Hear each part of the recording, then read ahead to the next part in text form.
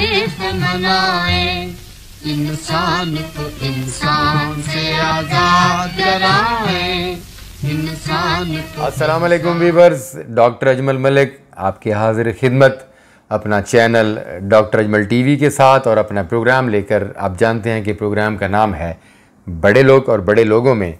ये प्रोग्राम हो रहा है मलका तरन्नुम नूर जहान पर। मलका तरन्नुम नूर जहान की लाइफ स्टोरी जारी और सारी है।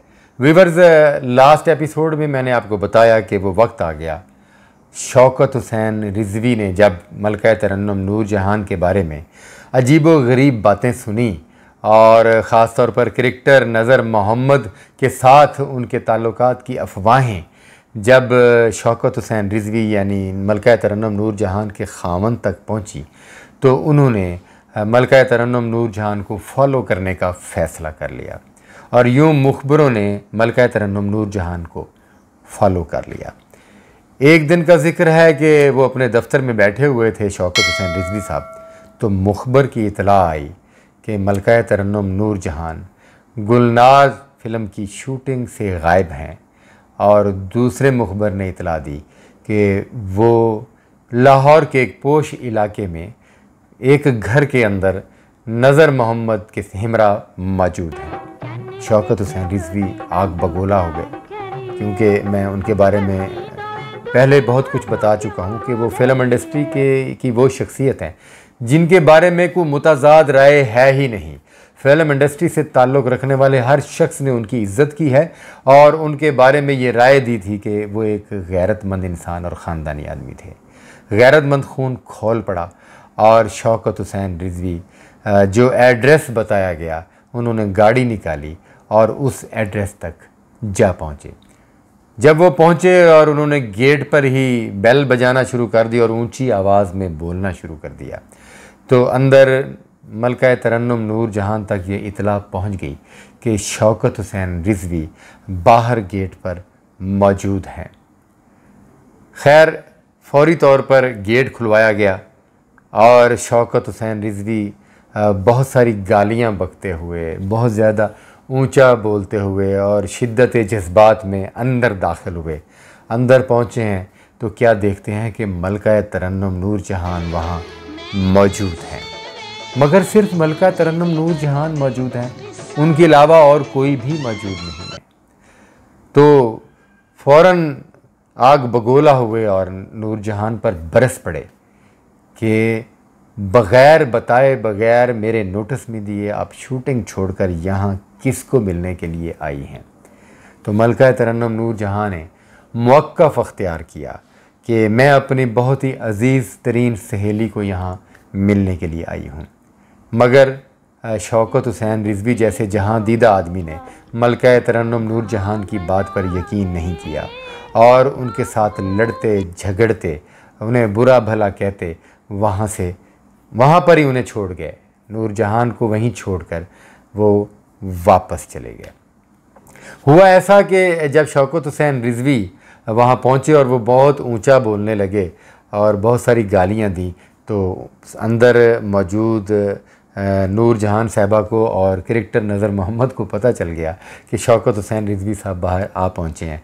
तो नज़र मोहम्मद वहाँ से निकले और छत पर चले गए और उन्होंने एक छत से दूसरी छत पर छलांग लगाई, तो उन्हें चोट आई और उनका बाजू फ्रैक्चर हो गया, बाजू टूट गया। ये ख़बर सुबह उस वक्त ज़बान ज़द आम हुई जब सुबह के अखबारात ने लिखा कि नामवर क्रिकेटर नज़र मोहम्मद हादसे का शिकार हो गए और उनका बाजू फ्रैक्चर हो गया, टूट गया। तब पता चला कि नज़र मोहम्मद तो वहाँ थे और उनका बाजू जो है वो वहाँ से भागे और छत फलांगते हुए वो गिरे तो उनका बाजू टूट गया। ये एक तारीख़ी वाक़या है कि नज़र मोहम्मद बाजू टूटने के बाद हस्पतालों में जाने की बजाय मुख्तलिफ़ जराहों के पास और मुख्तलिफ़ हड्डी जोड़ बांधने वालों के साथ काफ़ी अरसा फिरते रहे। उनके पास कोशिश की कि उनका बाजू ठीक हो जाए, मगर उनका बाजू ठीक ना हो सका। और जब क्रिकेट सेंसर बोर्ड ने उनका दोबारा मेडिकल कराया तो उनको अनफिट करार दे दिया। जी हाँ, नूर जहान की मोहब्बत में पाकिस्तान के माया नाज क्रिकेटर नज़र मोहम्मद अनफिट हो गए और पाकिस्तान क्रिकेट टीम से हाथ धो बैठे। उसके बाद दोबारा वो फ्रैक्चर होने के बाद पाकिस्तान के लिए क्रिकेट नहीं खेल सके थे। और ये एक पाकिस्तान की तारीख़ी स्टोरी है, तारीख़ी कहानी है। मगर मीडिया ने जब इस वाक़े को खंगाला तो सबूत मिल गए कि नूर जहाँ वहाँ मौजूद थी तो नज़र मोहम्मद भी वहाँ मौजूद थे। और नज़र मोहम्मद शौकत हुसैन रिजवी के डर से भागे तो हादसे में उनका बाजू टूटा है, इसके अलावा और कोई हादसा नहीं हुआ। तो अखबारों ने इस ख़बर को बेइंतहा छापा। नूर जहान और नज़र मोहम्मद की मोहब्बत और इश्क का स्कैंडल हर अखबार में छपा। उस वक्त ये इलेक्ट्रॉनिक मीडिया नहीं हुआ करता था, सिर्फ पीटीवी एक चैनल हुआ करता था। उस चैनल पर इस किस्म की ख़बरों से परहेज़ किया जाता था। इलेक्ट्रॉनिक मीडिया का दौर है, आज तो सैकड़ों चैनल्स हैं, मगर उस वक्त कोई ऐसा चैनल नहीं था जिसके ज़रिए पब्लिक को इस बात का पता चलता।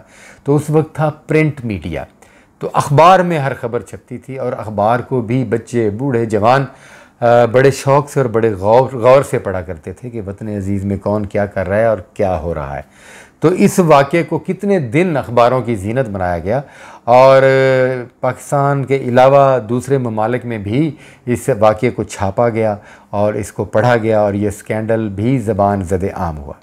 इस बात की शौकत हुसैन रिजवी को बहुत ज़्यादा तकलीफ़ हुई और उन्होंने मलका तरन्नुम नूर जहान को घर आने से मना कर दिया।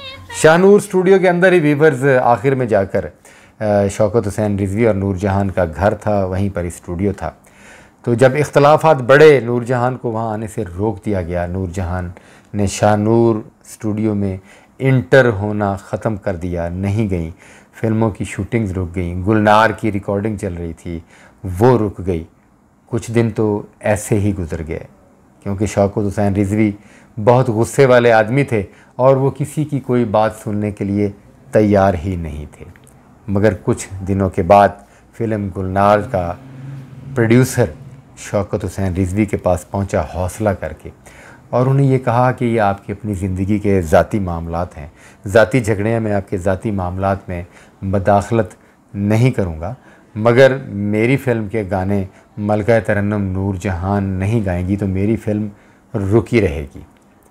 क्योंकि शौकत हुसैन रिजवी बेसिकली एक काम वाले आदमी थे और उन्हें पता था कि प्रोड्यूसर का नुकसान होगा तो ये बात असूलों के और कवायद ज़वाबित के ख़िलाफ़ है।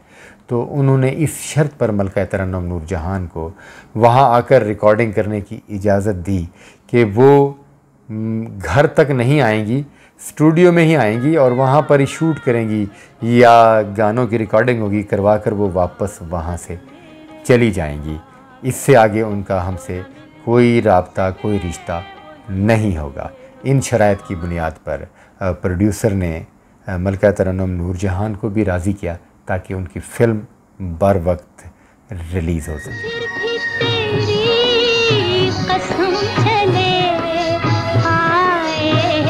जी तो व्यूअर्स, इन कंडीशंस के बाद मलका तरन्नुम नूर जहान ने शाहनूर स्टूडियो में आना शुरू कर दिया। वो अपनी रिकॉर्डिंग करती और रिकॉर्डिंग करने के बाद वापस चली जाती। इस दौरान कौन कौन से वाक़यात बीते, बहुत ख़ूबसूरत वाक़या है इस दौरान का जब नूर जहान और शौकत हुसैन रिजवी के दरमियान इख्तलाफ था। बड़ी खूबसूरत बातें हैं और क्या क्या हुआ उसके बाद इस खूबसूरत जोड़े का, इसकी कहानी का अंजाम क्या हुआ और नज़र मोहम्मद नूर जहान की कहानी का क्या अंजाम हुआ, ये सब कुछ हम आपको अगली किस्त में बताएंगे। आप हमारे साथ रहिए, मेरा प्रोग्राम देखते रहिए, लाइक कीजिए मेरे प्रोग्राम को, कमेंट्स कीजिए और मेरे चैनल को सब्सक्राइब कीजिए। इंशाल्लाह ताला मैं आपको पाकिस्तान फ़िल्म इंडस्ट्री के लेजेंड्स के बारे में वो खूबसूरत मालूमात फ़राहम करूँगा जो आप जानना चाहते हैं और देखना चाहते हैं। अपना बहुत सारा ख्याल रखिएगा, दुआओं में याद रखिएगा। इजाज़त दीजिए, अल्लाह हाफ़िज़।